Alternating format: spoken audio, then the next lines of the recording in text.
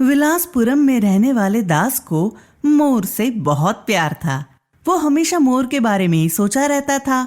मोर से संबंधित किताब भी पढ़ता रहता था। जान पहचान के लोगों से हमेशा यही पूछता था कि कोई है क्या जो मोर को बेचता है, अगर है तो कहाँ पर है और कितने में बेचता है। हर कोई यही बोलता था कि हमें तो नहीं पता, लेकिन जंगल में ज्यादा दिखते हैं। ये जानकर दास हर रोज पास वाली जंगल में जाकर मोर को ढूंढता था। चाहे जितना भी ढूंढे, लेकिन उसे एक भी मोर नहीं दिखता था। दुखी होकर वो वापस घर लौट आता था। उसने ये मान लिया कि शायद उसे अपनी पसंदीदार मोर कभी नहीं मिल पाएगी। एक दिन वो किसी काम से दूसरे गांव गया। काम खत्म होने पर वो जंगल के रास्ते से घर लौटने लगा। थोड़ी दूर जाने के बाद दास को एक मोर दिखी जो नीचे गिरी पड़ी थी। दास भागते हुए उसके पास आया। वो बिल्कुल नहीं हिल रही थी। उसके पैर में एक चोट थी। उसे समझ आया कि वो मोर चोट लगने की वजह से बेहोश हो गई है। वो चोट देखते ही दास का दिल दुख से भर गया।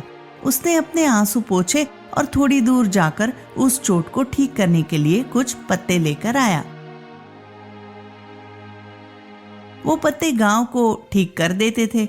दास ने उन पत्तों का रस निकाला, उस चोट पे लगाया और अपने रुमाल से उसको बांध दिया।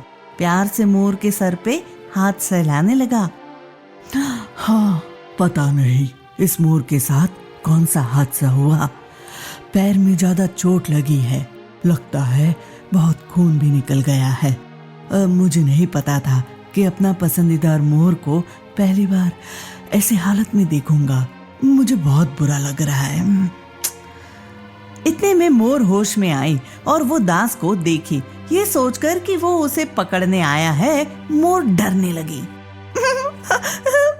कृपया मुझे मत पकड़ना, मैं बहुत दुख में हूँ। नहीं नहीं, मैं तुम्हें कहीं नहीं लेकर जाऊंगा। अब तुम्हें आराम की जरूरत है।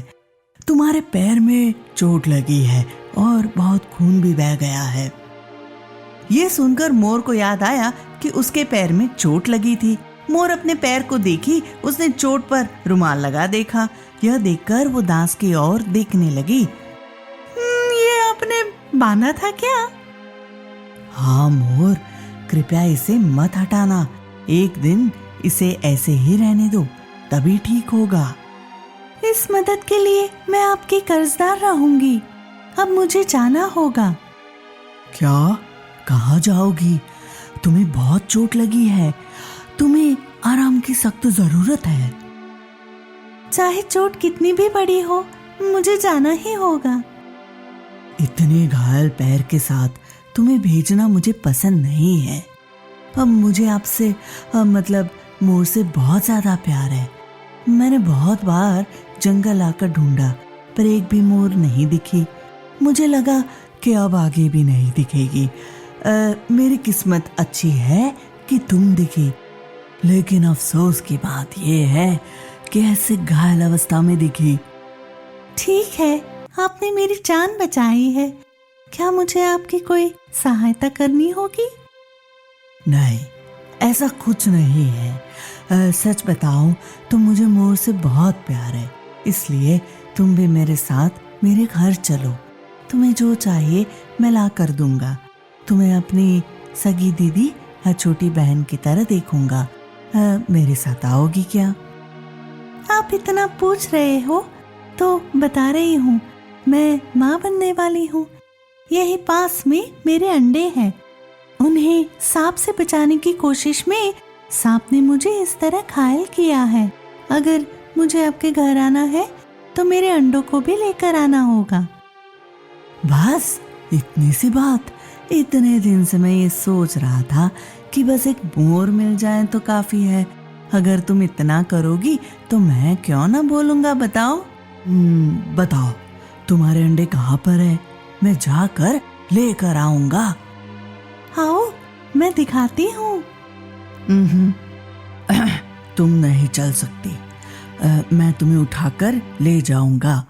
ऐसा बोल के दास ने मोर को अपने कंधों पर बिठाया और थोड़ी दूर ले गया।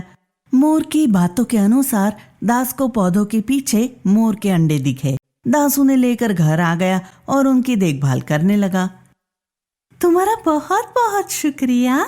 पता नहीं मैंने कौन से जन्म में कौन सा अच्छा काम किया, भगवान ने मुझे तुम्हारे पास भेजा है। इतनी बड़ी बड़ी बातें क्यों कर रही हो? मुझे ही तुम्हें शुक्रिया बोलना होगा कि मेरे पूछते ही तुम मेरे साथ आने के लिए मान गई। दास हर रोज मोर को उसकी पसंद का खाना खिलाते, तब अपनी छोटी बहन की तरह उसकी देखभाल करता। मोर के अंडे से बचे हुए और उनमें से 5-6 मोर निकल आए। दास उन्हें देखकर खुश हुआ, उन्हें कंधों पे बिठाकर खेलने लगा। ऐसे कुछ दिन बीतने के बाद एक दिन मोर की हालत बहुत खराब होने लगी। दास उसे जानवरों के अस्पताल ले गया। डॉक्टर ने बोल दिया कि अब ये कुछ ही दिन तक जिंदा रहेगी। दास बहुत दुखी हो गया और बुरी तरह से रोने लगा। मोर ने उसका हौसला बढ़ाने की कोशिश की। क्यों रो रहे हो भैया? मैं बहुत किस्मत वाली हूँ, तुम्हारे हाथों में मर रही हूँ। इस बात से मैं बहुत खुश हूँ। अपने बच्चों का भी मुझे कोई दुख नहीं है, डर तो बिल्कुल भी नहीं है। उनके पास माँ न हो तो क्या हुआ, उनके मामा है ना। ऐसा मत बोल बहन, तुम्हें कुछ नहीं होगा। दास ये बोल ही रहा था, तभी इतने में ही मोर मर गई। दास जोर जोर से रोने लगा।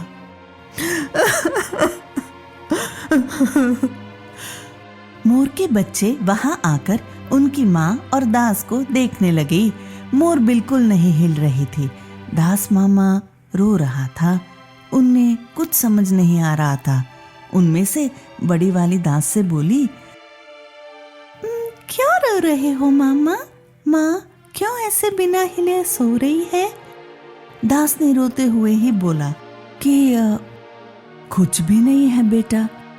फिर वो मोर की बच्ची मोर के पास आकर बोली, माँ उठो, माँ उठो।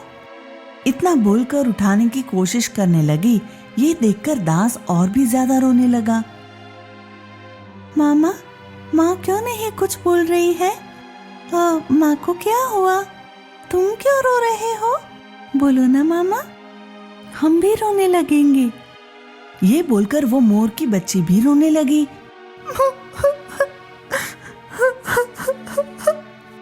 ये देखते ही दास ने रोना बंद कर दिया और उस मोर के बच्चे को अपने कंधों पर बिठाया। अब कुछ भी नहीं है बेटा।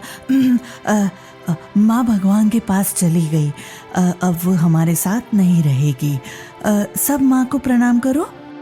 मोर की सारी बच्चों ने दास की बातों को माना और अपनी माँ को प्रणाम किया। आप लोग इधर ही रुको, मैं माँ को भगवान के पास भेजकर आता हूँ। ठीक है मामा, जल्दी आओ। माँ और आप दोनों के बिना हम कैसे रह पाएंगे? दास अंदर ही अंदर दुखी होते हुए उससे कहा कि जल्दी ही आ जाऊंगा। दास मरी हुई मोर को अपने 2 हाथों पर सुलाकर जंगल लेकर आया। रोते हुए वहां पे एक गड्ढा खोदा, मोर को उसमें सुलाया और बोला, बहन, जहां पर तुम मुझे मिली थी वहीं पे तुम्हें गाड़ रहा हूँ। एक तरह से देखा जाए तो तुम्हारे मौत के लिए तुम्हारा भाई भी जिम्मेदार है। जिस दिन तुम्हें चोट लगी थी, अगर तभी मैंने तुम्हें जानवरों के अस्पताल लेकर जाता तो आज ऐसा नहीं हुआ होता। मुझे माफ कर दो बहन, मुझे माफ कर दो। ऐसे बोलते हुए दास वहीं पे बेहोश हो गया। अंधेरा हो गया। घर पे मोर के बच्चे डरने लगे। बहुत अंधेरा हो गया।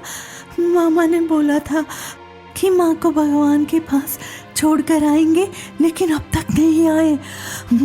बहुत डर लग रहा है, अब हम क्या करें? ऐसे बोलकर वो उदास हो गई। उस बेचारी मोर की बच्ची को थोड़ी न पता था कि माँ के साथ साथ मामा भी भगवान के पास चले गए।